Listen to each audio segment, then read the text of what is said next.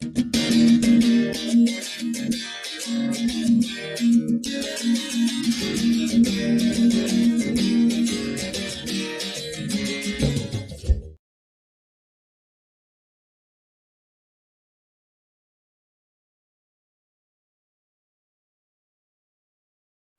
afternoon, all of you. I am Dr. Fakhruddin from Islamia Degree College, Deoband. आज हम चर्चा करेंगे गुप्त साम्राज्य के एक और महान शासक चंद्रगुप्त द्वितीय के बारे में, जिसको विक्रमादित्य भी कहा जाता है। और हम बचपन से इनके बारे में पढ़ते आए हैं, किताबों में पढ़ते आए हैं, इनकी कहानियों को पढ़ते आए हैं। बेताल पच्चीसी हमने पढ़ा है, बेताल के बारे में हमने पढ़ा है। तो वहाँ पर हम जो नाम देखते हैं, सुनते हैं, वो है चंद्रगुप्त विक्रमादित्य। और वह शासक जिसने गुप्त काल को स्वर्ण काल में बदला, उस महान शासक का नाम है चंद्रगुप्त विक्रमादित्य। देखते हैं और पढ़ते हैं विक्रमादित्य के बारे में। ये है गुप्त काल के महत्वपूर्ण सिक्के, जिनके बारे में आज आप पढ़ेंगे, समझेंगे और जानेंगे।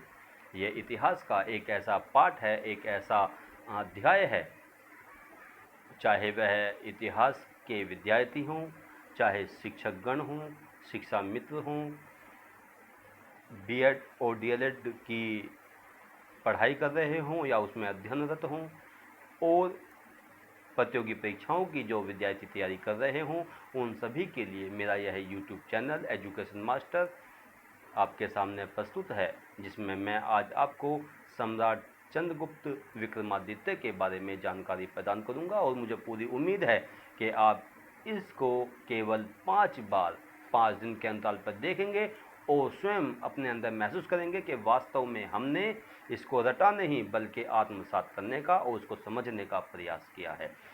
चलिए देखते हैं सम्राट चंद्रगुप्त का जो शासनकाल रहा वो किस प्रकार का था, और इतिहासकारों ने इस काल को किस प्रकार से जाना, समझा और हमारे सामने प्रस्तुत किया।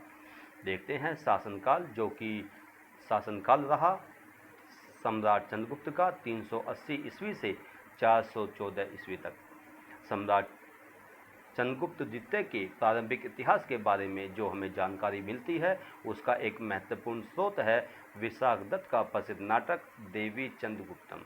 उस देवी चंद्रगुप्तम के माध्यम से हमें गुप्त वंश के इस महान शासक सम्राट चंद्रगुप्त के बारे में जानकारी प्राप्त होती है। चंद्रगुप्त द्वितीय समुद्रगुप्त और पट्ट महादेवी दत्ता देवी का महत्वाकांक्षी, वीर और न्यायप्रिय पुत्र था। इतिहासकार मजूमदार का कथन है कि समुद्रगुप्त ने विजय कार्य प्रारंभ किया, यानी कि विजय, एक दिग्विजय की जो नीति सम्राट समुद्रगुप्त ने अपनाई, उस कार्य को तो प्रारंभ किया समुद्रगुप्त ने, लेकिन उसको पूरा किया चंद्रगुप्त द्वितीय ने। जो कि मजूमदार कहते हैं कि समुद्रगुप्त ने विजय कार्य प्रारंभ किया और चंद्रगुप्त द्वितीय ने उसे संपूर्ण किया।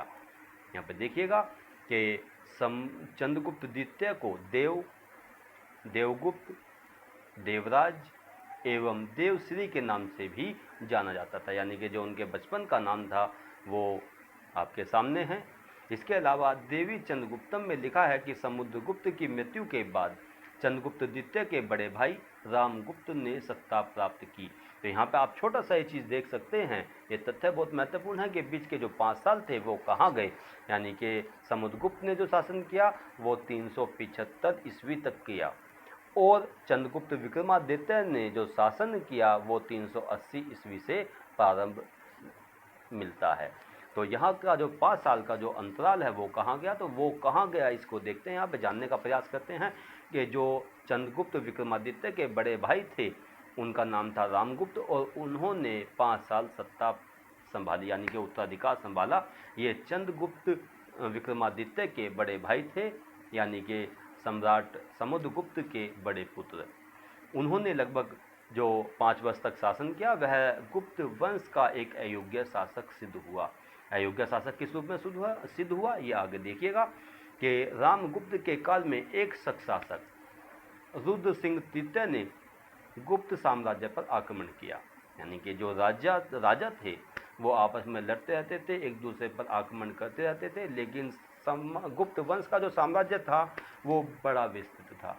और जो छोटे छोटे राज्य थे, राज्यों के राजा थे, वो हमेशा इस मौके में रहते थे कि कब हम गुप्त साम्राज्य पर विजय प्राप्त करें, क्योंकि गुप्त साम्राज्य व्यापारिक दृष्टि से, साहित्यिक दृष्टि से और स्थापत्य कला की दृष्टि से बहुत ज़्यादा महत्वपूर्ण था, बहुत ज़्यादा प्रसिद्ध था। तो जो छोटे छोटे राजा थे या राज्यों के राजा थे, वो इससे घृणा रखते थे, इससे विद्वेष रखते थे।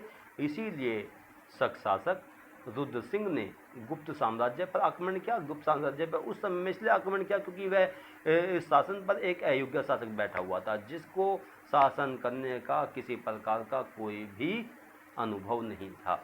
उससे भयभीत होकर के, यानी कि रुद्र सिंह द्वितीय से भयभीत होकर के समुद्रगुप्त ने उसके समक्ष आत्मसमर्पण कर दिया।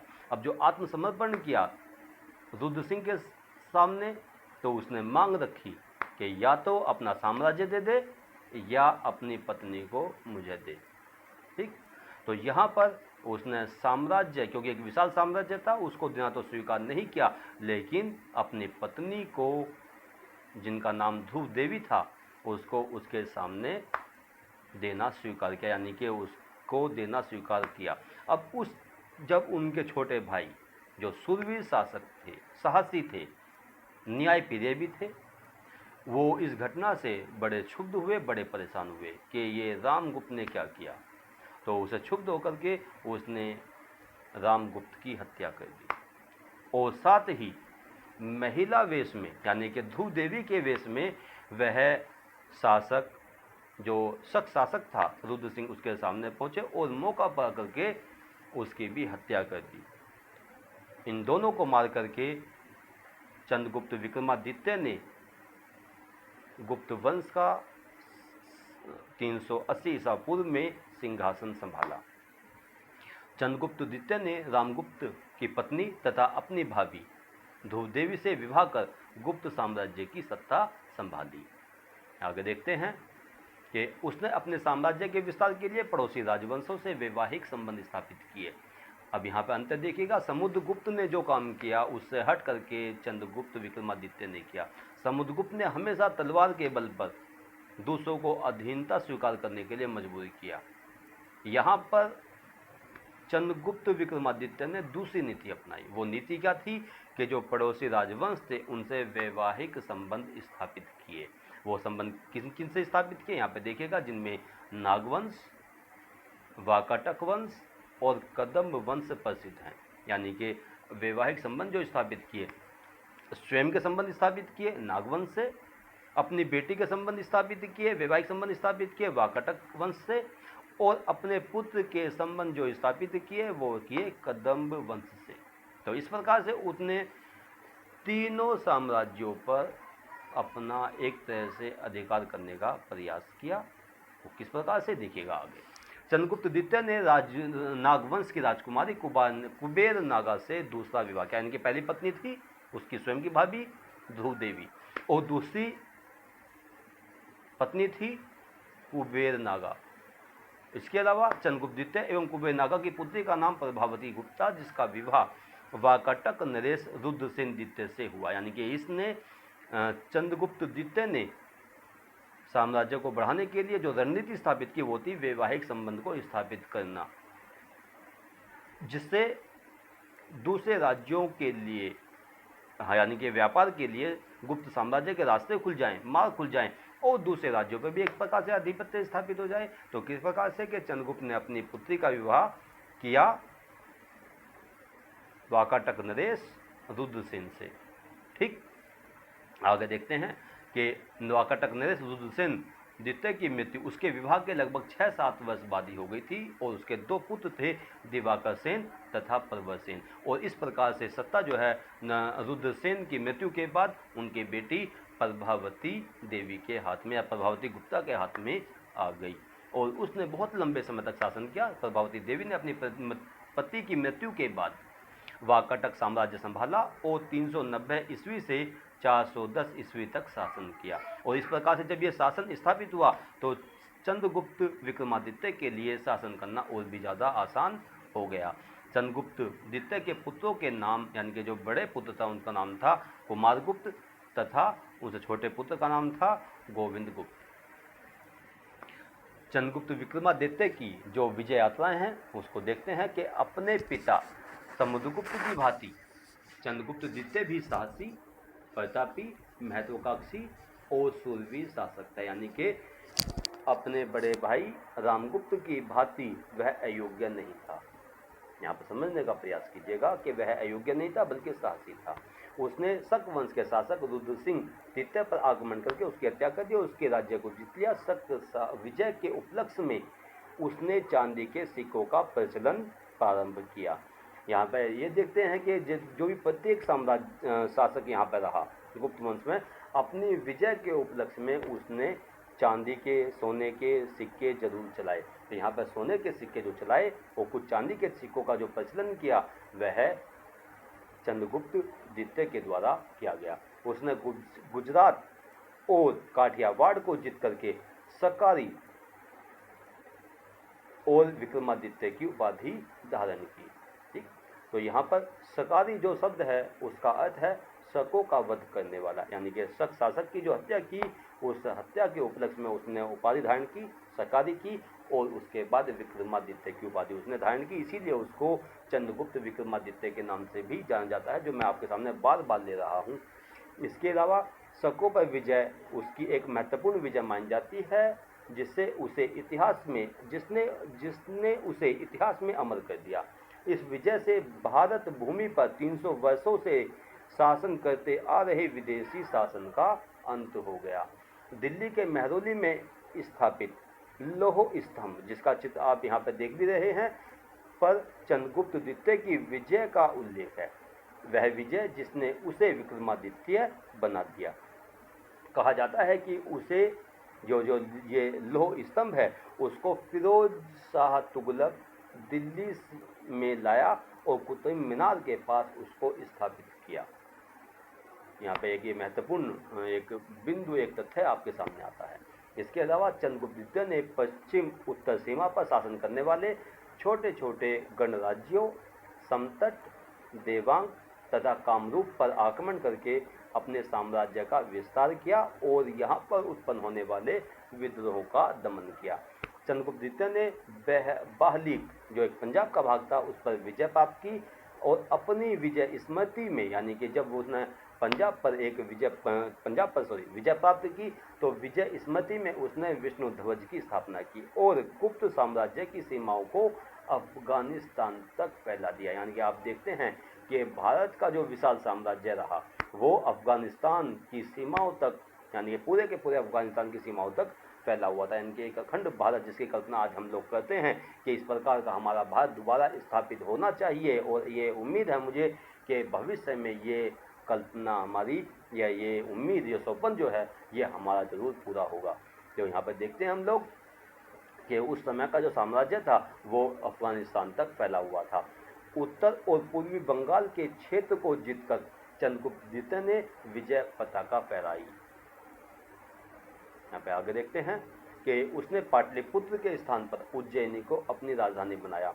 चाहे वो मौर्य साम्राज्य में हो, चाहे यहाँ पर हम गुप्त साम्राज्य की बात करें, ये दो महत्वपूर्ण और इतिहास की दृष्टि से, दार्शनिक, सांस्कृतिक, सामाजिक दृष्टि से बहुत ही महत्वपूर्ण स्थान रहे हैं। चाहे वो पाटलिपुत्र हो, चाहे उज्जैनी हो, ये उस काल में बहुत आर्थिक दृष्टि से भी और सांस्कृतिक दृष्टि से भी बहुत महत्वपूर्ण क्षेत्र रहे हैं, राज्य रहे हैं, राजधानियाँ रही हैं। तो पाटलिपुत्र के स्थान पर चंद्रगुप्त विक्रमादित्य ने उज्जैनी को अपनी राजधानी बनाया और उदयगिरी अभिलेखों में सांकानी महाराज का उल्लेख मिलता है। पूर्वी मालवा का राजा था, वह चंद्रगुप्त द्वितीय की अधीनता स्वीकार कर चुका था। चंद्रगुप्त द्वितीय का साम्राज्य उत्तर में हिमालय से दक्षिण में नर्मदा नदी तक और पूर्व में ब्रह्मपुत्र से पश्चिम में अरब सागर तक फैला हुआ था।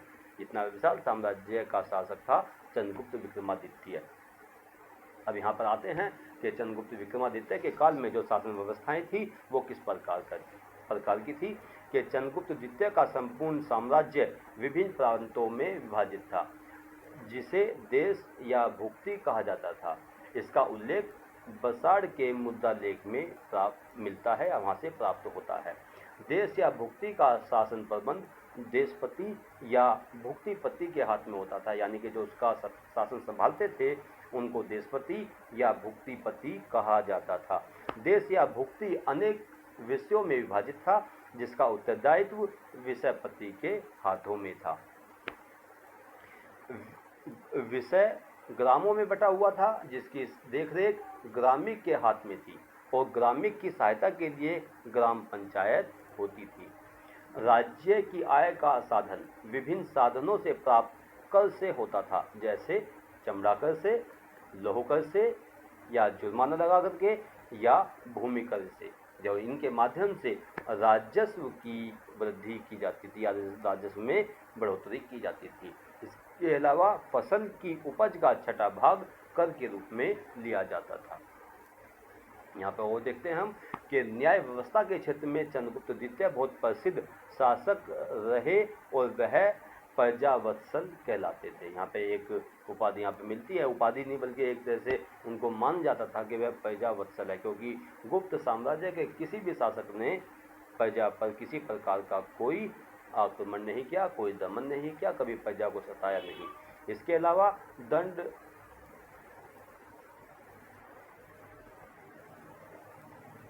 दंड जो विधान था वो बहुत अधिक कठोर नहीं था और किसी व्यक्ति के बार बार अपराध करने पर उसका दाहिने हाथ को काट दिया जाता था, यानी कि तो नहीं दी जाती थी, लेकिन ऐसे व्यक्ति जो अपराध को बार बार करते थे उनको दंड दिया जाता था। इसके अलावा वो दंड किस प्रकार का था कि उसका दाहिना हाथ काट दिया जाता था। इसके अलावा चंद्रगुप्त द्वितीय ने अपने काल में चांदी और सोने के अनेक सिक्कों का प्रचलन किया, यानी कि सोने के सिक्के या चांदी के सिक्के जारी किए। इसके अलावा उसने अपने काल में संस्कृत भाषा को बहुत ज़्यादा आश्रय प्रदान किया। इसके आगे देखते हैं कि चंद्रगुप्त द्वितीय का कुमारामात्य या मंत्री जो थे उनका नाम था शिखर स्वामी, जिसका उल्लेख करमदंडा अभिलेख में मिलता है। प्रसिद्ध बौद्ध अनुयायी आम्रकायतव था, जिसका उल्लेख सांची के अभिलेख में मिलता है। उसने सांची के महाविहार को दान किया था। एक प्रसिद्ध जो अनुयायी थे, बौद्ध अनुयायी, और बहुत ज़्यादा घनिष्ठ रूप में चंद्रगुप्त विक्रमादित्य के साथ में जुड़े हुए थे, आम्रकायतव जिनका नाम था। इसके अलावा चंद्रगुप्त द्वितीय का संधि विग्राहिक तथा सचिव वीरसेन था, जो व्याकरण, न्याय मीमांसा तथा शब्दों का प्रकार पंडित तथा कवि था। ये भी एग्जाम में बहुत ज़्यादा क्वेश्चन आता है कि संधि विग्रहिक जो था वो कौन था, तो वह है सचिव वीरसेन। इसी प्रकार से वीरसेन भिलसा का शासक था, यानी कि उसको शासन भी दिया हुआ था, एक क्षेत्र का शासक उसको बनाया हुआ था। भिलसा में ही उसने सेवों के निवास के लिए एक गुफा का निर्माण कराया, यानी कि वह शैव मत को मानने वाला था, तो उसने शैव जो धर्म के अनुयायी थे उनके लिए एक गुफा का निर्माण भी कराया था। इसके अलावा चंद्रगुप्त द्वितीय स्वयं वैष्णव धर्म का पालन करता था। समुद्रगुप्त की भांति उसे भी परम भागवत की उपाधि प्राप्त थी। इसके अलावा वह सभी धर्मावलंबियों का सम्मान करता था तथा उसके दरबार में शैव और बौद्ध धर्म के मानने वाले सभी थे, यानी कि उसके दरबार में किसी प्रकार का कोई विरोधाभास, किसी प्रकार का कोई धर्म भेद या मतभेद नहीं था और बौद्ध धर्म के मानने वाले, जैन धर्म के मानने वाले उसके दरबार में रहते थे। इसके अलावा संधि विग्रहिक तथा सचिव वीरसेन एवं दरबारी कवि कालिदास शैव संप्रदाय से संबंध रखते थे। यहाँ पे एक बहुत महत्वपूर्ण चीज़ मैंने आपको पहले भी पार्ट फर्स्ट में बताई थी और यहाँ पे भी है कि कालिदास एक प्रसिद्ध कवि, एक महाकवि, बल्कि कवि नहीं केवल महाकवि, जिनकी तुलना शेक्सपियर से की जाती है, वो एक जो महान कवि थे वो चंद्रगुप्त विक्रमादित्य के दरबारी कवि कहलाते थे। तो ये वो एक क्वेश्चन बहुत महत्वपूर्ण है जो एग्जाम में आता है। इसके अलावा चंद्रगुप्त द्वितीय का सेनापति आम्रकायतव बौद्ध धर्म का मानने वाला था। यहाँ पर देखते हैं अगले प्रश्न, अगले बिंदु को कि चंद्रगुप्त द्वितीय के समय में उज्जैनी एवं पाटलिपुत्र शिक्षा के बड़े केंद्रों के रूप में स्थापित थे। उज्जैनी भी और पाटलिपुत्र भी, जैसा कि मैंने पहले बताया कि सांस्कृतिक रूप में, सामाजिक रूप में, आर्थिक रूप में ये क्षेत्र बहुत ज़्यादा प्रसिद्ध थे। चंद्रगुप्त द्वितीय के दरबार में विश्व प्रसिद्ध 9 रत्न थे, जो इस प्रकार हैं, आपके सामने नाम है ये, कि धन्वंतरी जो एक प्रसिद्ध वैद्य थे, अक्षपणक, अमर सिंह, शंकु, बेताल भट्ट, घटकरपर, कालिदास, वरामिहिर जो अंतरिक्ष विज्ञानी थे, और वररुचि। ये 9 विश्व प्रसिद्ध रत्न जो थे, हीरे जो थे, जो दुनिया में और कहीं जिनके उदाहरण नहीं मिलते हैं, वो उदाहरण चंद्रगुप्त विक्रमादित्य के दरबार में मिलते हैं। कवियों की परीक्षा लेने हेतु उज्जैनी में विद्युत परिषद हुआ करती थी, और गुप्त काल में साहित्य और कला का विकास अपने चरम पर था। यानी कि गुप्त काल जो स्वर्ण काल कहलाता है, उसका स्वर्ण काल मानने का एक कारण ये भी है कि सांस्कृतिक रूप में और साहित्यिक रूप में, स्थापत्य कला के क्षेत्र में चंद्रगुप्त विक्रमादित्य के समय में बहुत ज़्यादा विकास हुआ। यहाँ पे देखिए आगे कि ये विक्रमादित्य के दरबार के जो दमकता दरबार था, उसके जो 9 रत्न थे वो आपके सामने यहाँ पर लिखे हुए हैं। उनके एक प्रतिलिपि के चित्र भी आपके सामने यहाँ पर दिखाई दे रहे हैं। इसके अलावा यहाँ पे इनकी अलग अलग जगह हमारे भारत में इनके जो नवरत्न हैं उनकी मूर्तियाँ बनी हुई हैं। राजा विक्रमादित्य उनके 9 रत्नों की यह आप चित्र में आप अच्छी तरह से देख सकते हैं। इसके अलावा चंद्रगुप्त द्वितीय की तुलना मुगल शासक यानी कि न्यायप्रियता में मुगल शासक शाहजहां से की जाती है। न्यायप्रियता में भी और साथ साथ स्थापत्य कला के क्षेत्र में भी जो उसकी तुलना की जाती है वो शाहजहां जो मुगल बादशाह हैं उनके साथ में की जाती है। इसके अलावा अपने पिता समुद्रगुप्त की भांति चंद्रगुप्त द्वितीय ने भी अश्वमेध यज्ञ का आयोजन किया था, और इनके समय में एक महत्वपूर्ण जो बिंदु आता है, एग्जाम में बहुत ज़्यादा ये क्वेश्चन पूछ लिया जाता है कि चंद्रगुप्त विक्रमादित्य के दरबार में कौन से चीनी यात्री ने यात्रा की थी, तो वो है फाहियान, जिसने 399 ईस्वी में भारत आए थे और 411 ईस्वी तक भारत में रहे। अर्थात चंद्रगुप्त द्वितीय के शासनकाल में चीन यात्री फाहियान ने भारत की यात्रा की थी। ये एग्जाम में बहुत ज़्यादा प्रश्न आता है और सामान्य प्रश्न भी के रूप में भी ये एग्जाम में आप पूछ लिया जाता है। इसी प्रकार से एक और महत्वपूर्ण प्रश्न जिसकी जानकारी बहुत कम लेखों में मिलती है वो है कि फाहियान द्वारा लिखी गई पुस्तक का नाम सीलोन था। इसके अलावा उसने बौद्ध धर्म से संबंधित सभी स्थानों की यात्राएं की। सभी स्थान से मतलब है कि जैसे कुशीनगर, सिद्धार्थनगर, सारनाथ, गया, कौशाम्बी, यानी कि जो प्रसिद्ध क्षेत्र थे, जो बौद्ध धर्म के प्रसिद्ध क्षेत्र थे, उन क्षेत्रों की उसने फाहियान ने यात्रा की थी। और यात्रा इसलिए की कि वह बौद्ध धर्म को जानने, समझने, उसका अध्ययन करने के लिए, पढ़ने के लिए वो यहाँ पर आया था। यहाँ पर वो कई वर्ष भारत के अंदर रहा। इसके अलावा अंतिम बिंदुओं की हम लोग आगे चलते हैं अंतिम बिंदुओं की ओर, कि उसके महान कार्यों के कारण ही गुप्त काल को स्वर्ण काल कहा जाता है। गुप्त काल कला एवं साहित्य का स्वर्णिम युग कहा जाता है। चंद्रगुप्त द्वितीय को इतिहास में श्रेष्ठतम नगर उज्जैनी का स्वामी तथा सर्वश्रेष्ठ नगर पाटलिपुत्र का स्वामी कहा जाता है। यानी कि श्रेष्ठतम नगर उज्जैनी और सर्वश्रेष्ठ नगर पाटलिपुत्र दोनों का वो स्वामी माना जाता था, कहा जाता था। इसके अलावा चंद्रगुप्त द्वितीय के बारे में आता है कि सफलताओं की दृष्टि से वह गुप्त वंश का सबसे महान सम्राट था।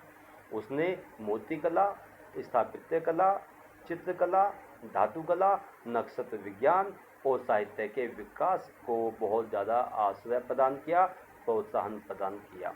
तो आप समझ सकते हैं, जान सकते हैं इन बिंदुओं के माध्यम से, इन महत्वपूर्ण तथ्यों के माध्यम से कि चंद्रगुप्त विक्रमादित्य का जो शासनकाल रहा वह इतिहास में स्वर्णिम काल और स्वर्ण काल क्यों माना जाता है, यानी कि दूसरा महान साम्राज्य गुप्त काल या गुप्त वंश क्यों प्रसिद्ध था। अब देखते हैं एक मूर्ति कला जो आपके सामने एक सिक्के के रूप में एक चांदी सोने का सिक्का जो उस समय में चला करता था, ये आपके सामने है। तो इस प्रकार से हम देखते हैं कि बहुत ज़्यादा विकास साहित्य के क्षेत्र में, स्थापत्य कला के क्षेत्र में, नक्षत्र विज्ञान के क्षेत्र में यहाँ पर हुआ। और जो उसके 9 रत्न थे, उन 9 रत्न जो अलग अलग विद्या के प्रसिद्ध विशेषज्ञ थे, जिनके बारे में आज भी हम लोग जानते हैं, जानने का प्रयास करते हैं और उनकी विद्या से आज भी लोग लाभ उठाते हैं। तो आज का यही मैं अपना लेक्चर पूरा करता हूँ और शीघ्र ही मैं अपनी नई वीडियो के साथ में आपके सामने उपस्थित होऊंगा। तब तक के लिए धन्यवाद। जय हिंद, जय भारत।